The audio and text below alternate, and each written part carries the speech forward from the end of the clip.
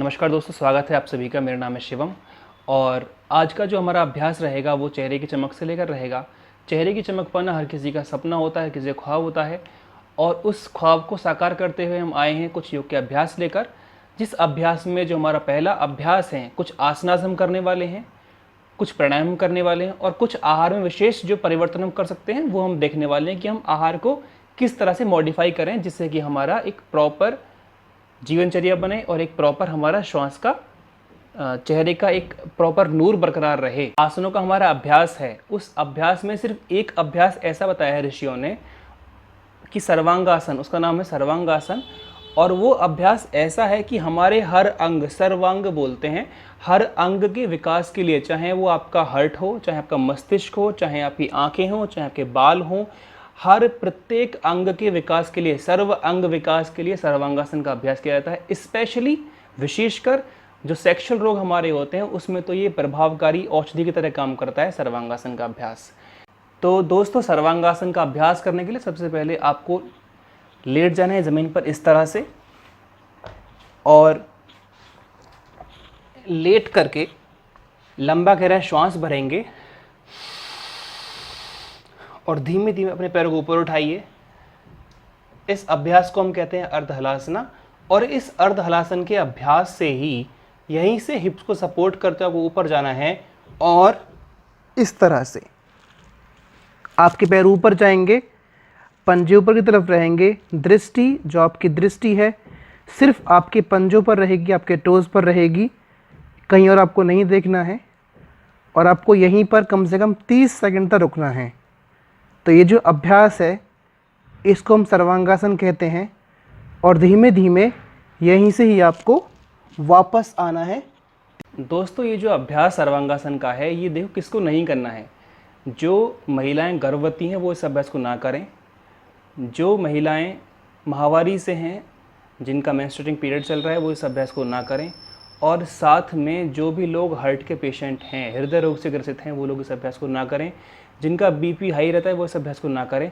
बाकी सब लोग इस अभ्यास को आराम से कर सकते हैं, कोई भी समस्या की बात कैसी भी नहीं है। प्राणायाम की जो श्रृंखला है उसमें हमको पहला प्राणायाम करना है कपालभाति। आसनों में हमने सर्वांगासन किया था, कपालभाति प्राणायाम में हमें करना है। कपालभाति का मतलब भी विशेषकर ये होता है, कपाल मीन्स होता है हमारा माथा और भाती मीन्स होता है चमक। तो मतलब विशेष चमक हमारे माथे पर, हमारे चेहरे पर आती है। सिर्फ चेहरे पर नहीं आती, हमारे विचारों में, हमारे मस्तिष्क में और हमारे विचार थॉट्स में हमारी एक चमक विशेष आ पाती है इस प्राणायाम के अभ्यास से। तो कैसे करते हैं एक बार देख लीजिए।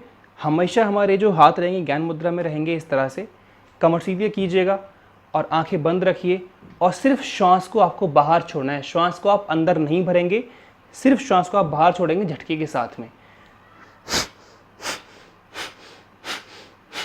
जिस तरह से हम खांसते हैं तो हमारा श्वास बाहर निकलता है, श्वास खुद पे खुद अंदर आता है। इस तरह से हमें ये अभ्यास करना है कि हमको श्वास को सिर्फ बाहर निकालना है। फोर्सफुली, वेगपूर्वक श्वास बाहर निकालेंगे और अभ्यास हम करना शुरू कर देंगे।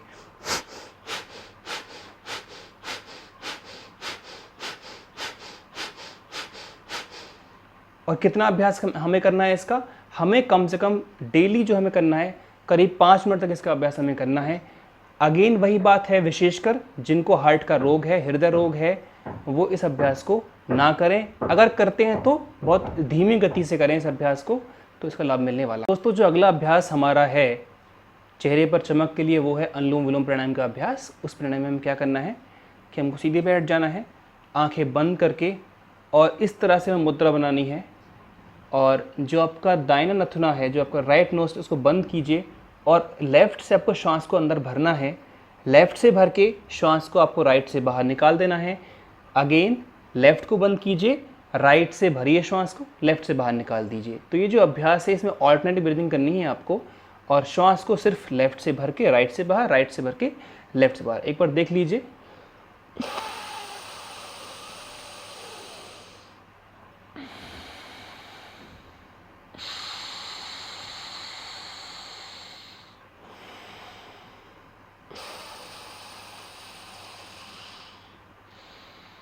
चरण हमारा बचा हुआ है। देखिए, हमने आसन किए, हमने प्राणायाम किया और जो हमारा अंतिम अभ्यास है, अब वो अभ्यास नहीं है, वो थोड़ा मॉडिफिकेशन आपके आहार में कि आप क्या खाते हैं उसको थोड़ा परिवर्तन करना है सिर्फ।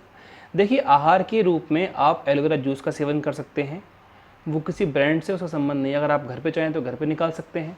दूसरा जो आपका अभ्यास है, जो आपका आहार में परिवर्तन है, वो है आंवला का सेवन।